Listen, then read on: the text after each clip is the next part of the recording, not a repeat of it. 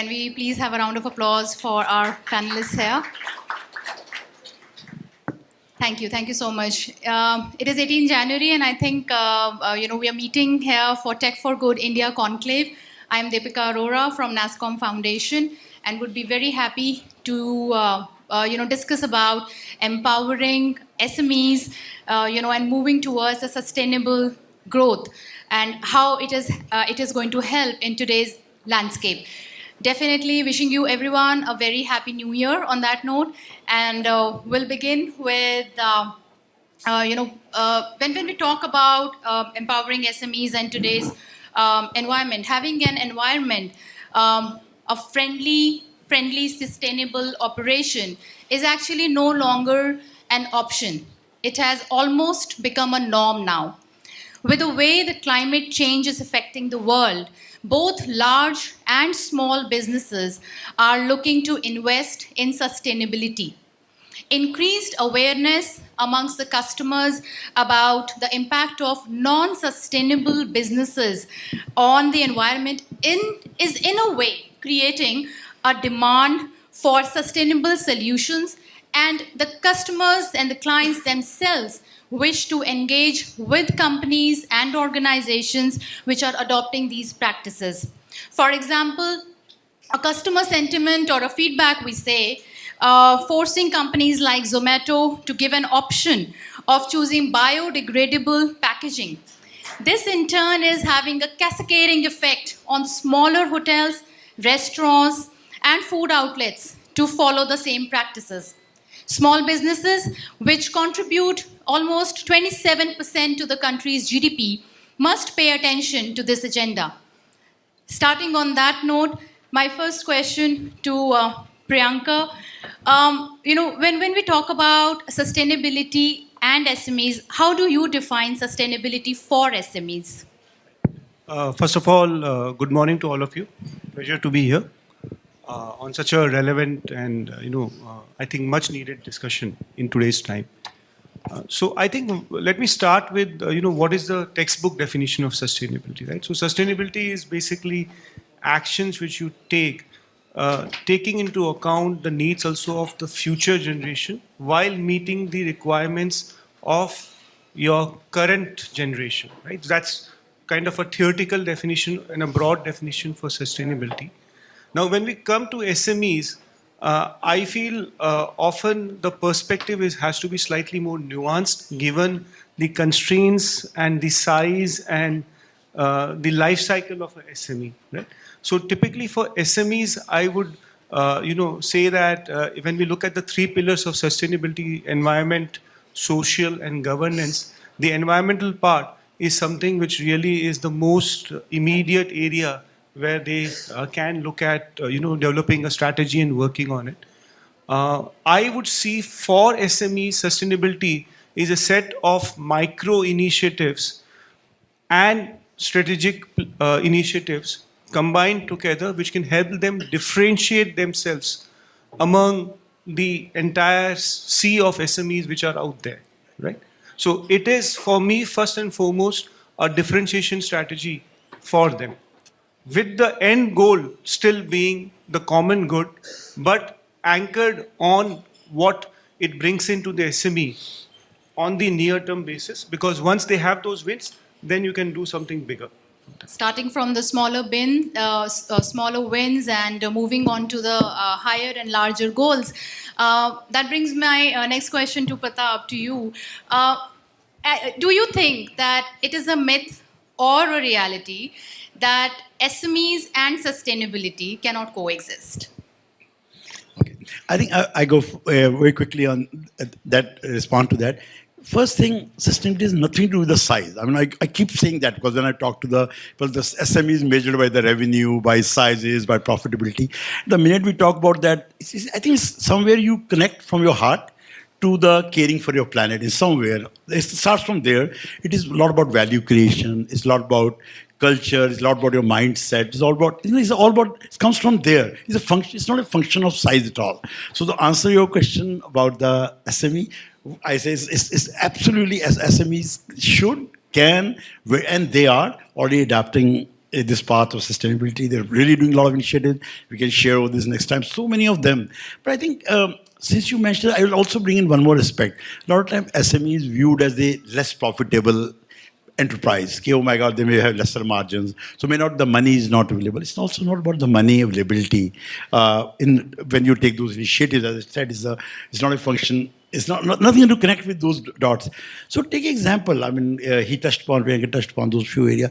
If you look at a small, maybe a startup or a SME, few things which brings very quickly. I think one is you look at the connect it gives you to your prospects in the differentiation he touched upon, the differentiation in the marketplace, because SMEs value propositions normally commoditized to that level that only, I mean, they're not there, many of them are there. So this becomes a very good arrow for you being a differentiator. There's one very big element, you can always use it. Second, how about your own clients? I can also tell you a story very quickly of a company down south. I was there like few weeks back, I think we were all there, and those guys have a very good unique practice. Any of their customers come there, they make sure that they plant a tree. They make sure that the guy sows seeds and they little plant a tree. So the gentleman was saying, the guy was saying, they don't ask me about the work. In the next phone calls, they always ask me the question, how my tree is doing. And annually they send the pictures of the tree to all those clients. So what a very small thing, but very powerful. And so customer engagement as customer well engagement. in a way. Very Third positive. area is the employee engagement. I mean, I promise you, if you take the initiatives, I think it will impact your attrition. It will impact your people will stay longer with you. There is something they feel good about you. Okay, the organization has some good heart. That's why they're doing all this. There is definitely a connect with the employees also built up there. So differentiation in the marketplace, client engagement, your employee engagement, all these get impacted by that. And also, in one of the very recent stories, I saw people, even investors, asking a startup company in this, do you do something in that space? And the guy could present it very well. How my value proposition, that guy is doing AI in manufacturing, which is totally different. His pitch was there, but he brought how that AI in manufacturing helps. He's also thinking about influencing the sustainability aspect of it. And the investors loved it. So these are 3-4 areas which they came out. So back to your answer, that I think that should tell you that nothing to do with the size. It is all about your value creation. Is all about your value creation mindset. Priyankar, any thoughts? I would just add to what Pratap was saying. Like if you look at geographically for SMEs, right? US is the largest market. Then you have UK, and then Europe is one of the prominent markets. Even within Europe, the Nordic belt is one of the under-tapped belts. Is one of the fastest growing belts. And there, the sustainability differentiation, right? Not just in terms of your branding, but actually in terms of even project wins is there. Obviously you need to have the technology and the capabilities, etc., for your core functions. But I would see that this is the cherry on the top. And sometimes when the fight is not about, it's just about inches, right? So every inch matters there. So in that, I think sustainability in those markets can play a big differentiation there. Right. And, some very good thoughts. But Priyanka, just taking it back, to you, the company that you have co-founded and you are a CEO, OHI, Outsourcing Hub India, it is an 18-year-old company altogether. And maybe adopting to sustainability opportunities and options is far much easier for the startups because there's a lot of awareness, they are woke about it, and they understand that, what exactly is sustainability for them from the beginning. But how about the companies, how about the SME companies which have been in existence from past long time, such as 18, 20 years, or maybe 10 or more years? What do you think, how should they start? So I think that's an excellent question because on one hand, you have the capital, you have the financial strength to kind of go through some of those measures. But on the other hand, you also have this entire baggage of 18 years or 20 years. You have a set way of doing things, right? And you tend to, as you get older in life, you tend to get more cynical of anything which comes through, right? Anything new which comes through. So yeah, I would say it is a double-edged sword, but I think I would tie in, and my view of sustainability is it is very closely linked with our Indian concept of frugality. If you see some of the measures of sustainability, they're kind of linked to frugality, recycling, reduce of reduction of wastage, for example. So as a SME who is slightly ahead in the curve, if the frugality, if the giving back to society does not tug your heart, you can still, it can tug your wallet by saying that, there is a differentiation which you can do.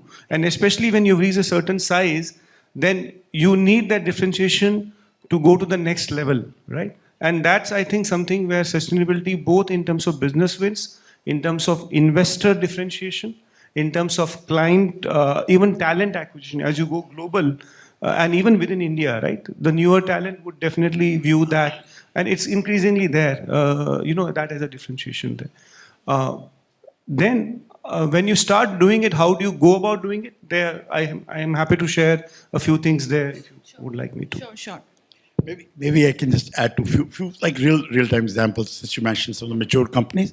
I gave you example of the tree plantation, but there could be many more on that. Example, like one of the companies I know very sure, they've been pushing all their cab vendors. I'm talking, they're a mature company. They have maybe 40, 50 cabs which give transport people. They're pushing the cab fleets to, hey, look, we want all of you to be towards the EV fleet, rather than the regular. They're pushing the vendors. The vendors are slowly pushing, getting in. There's a company out in Chandigarh putting up a like electric charger in their parking lot. These are the companies which are a bit mature. They're like they're not a startup. Since you asked the question, they could afford to set up a like a charger in their parking lot. So more and more employees are encouraged to bring their electric vehicles, buy their own electric. There are some of the like indirect ways to support that aspect of the. I can give examples of no plastics. People talk about giving bottles and getting rid of the cups from the tea and the water. There's like I can continue talking about so many small. So if you go back in energy audits, so it can be energy, waste management, water management, all over the place. And since the subject is tech, everywhere the tech is in the heart of it. Somewhere some technology is being used and not very expensive. They're not very expensive technologies in most of the places, where you can bring a piece in. So if they wish to start, they can start even now. Yeah, I think the biggest, all of that can be figured. The biggest change is in the mindset. So if you start seeing everything, some of these as an investment, and not just as an expense immediately, then naturally you need to do ROI calculations, etc. All of that is there for any of these initiatives. But when you start seeing as an investment, your horizon changes, number one. Number two, there will always be some roadblocks, there will always be some pitfalls, and you are able to have that patience to see these initiatives through, right? So that is the second thing. In terms of what we have done personally, I'm happy to say that, we've done, for example, solar panels is a very easy one to do. Even if you have a rented premises, many of the landlords are okay with that. Second, as Pratap mentioned, wastage. I think that is one easy fruit for any SME, irrespective of size, to look at.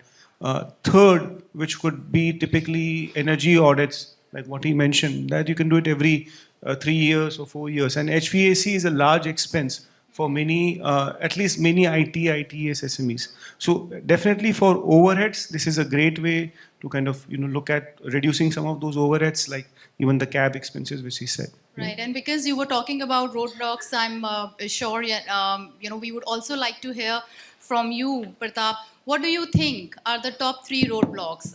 We know now that we can start. The SMEs can start adopting these practices even if they are in operation from a longer time.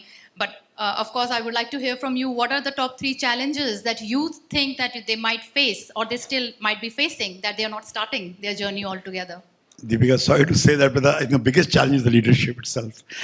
We ourselves are the biggest roadblocks to this whole subject, because the leaders, if you talk to them, they keep changing their priorities. They're not clear about this, and also they're not even aware of this whole world. They don't know what it means. They just use it as a greenwashing, and really there's really no understanding that it is strategic. It's not strategic. It's more like just to say in front of the people, or just to look good in front of that. They really don't understand it beyond that. So leadership is a very big roadblock to the whole thing. Their mindset, their whole thinking, their understanding. They're not being able to convey it clearly to their own teams. That's one part part of the, I think one part of the big roadblock. I think the second roadblock, can maybe I talk to people and seen it, they say the priorities very quickly change. Even if the leaders are very keen to do it, what happens in the organization, in a small, especially in the SME thing, the priorities of long-term versus the short-term plans quickly change. They get some initiatives started, but the review doesn't happen for next 4 months, 6 months, till other board meeting comes in or something, somebody's reminds, oh my God, we talked about it, so why not we do it? But during the time they're talking about, they're struggling with the fires, customers, visitors of the clients, travels overseas, all that takes over the priority and they lose out. So priority is another aspect in the terms of the SME, which is a challenge. It's a real challenge, the real challenge. Do you also, yeah, go ahead, sorry. And sorry, since you, Michelle, I think the third aspect where it does not take off is the aspect of the measurement. I think I heard it from a real-time player down south. He said, look, we do all this. We start doing it because there is no reinforcement of the mind because they don't know how to measure the gains. So if the measurement is not there, you don't come to know what really you gained out of it. So lack of measurement, lack of even consultants is a challenge. There are no consultants. There's nobody who can partner with you to help you through this journey. So these are the few challenges I thought I will bring it up, which a SME faces to bring this up. There may be some operational challenges also, like, for example, if you're doing afforestation, right? Then in your premises, then there are MCD rules which you have to follow. You're doing water conservation, a small example, right? You're going to do something in your office. And let's say, it's reducing the flow of water, which is convenient, but it takes some time to get used to.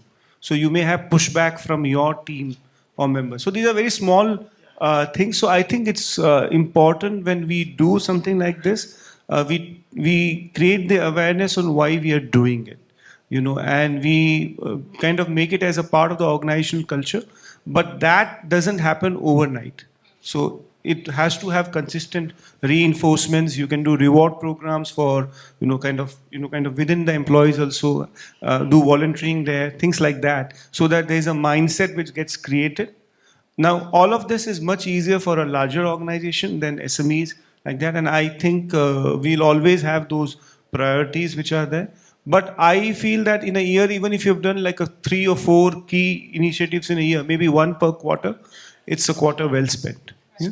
Start small. That's what the Priyankar said. That's the And message. how do you think, Priyankar, about SMEs still think that, it is not a mandate?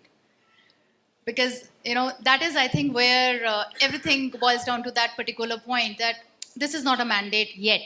Right. So why do now? So I'll answer that by, 2 ways, right? One are SMEs who are in the ITS industries, sort of the Nasscom members who are there. If you like it, it's great. If you don't like it also, this is going to be there because you will have customer audits the moment they start getting into scope 3 of their ESG initiatives, right? You will get that RFP proposals which will ask you to detail what are your ESG, energy footprint or carbon footprint, which is there. So, and that is only going to go deeper in the coming years. We're just at the tip of the iceberg right now. So even if it's not a government compliance, the market will kind of force you that. And, especially as you look at larger deals, when you're dealing with the SME there, on the other side, maybe that's not important. But as you deal with some of the larger companies, they've already started asking questions on that. That's one thing. Second is that if you see some of the regulations which are coming in right now, right, there is an increased push towards some of these initiatives. It may be in different form, like e-waste is one such example which is there, right? So if you see the entire momentum, it's towards that. So I think it's going to be there, whether you like it or not.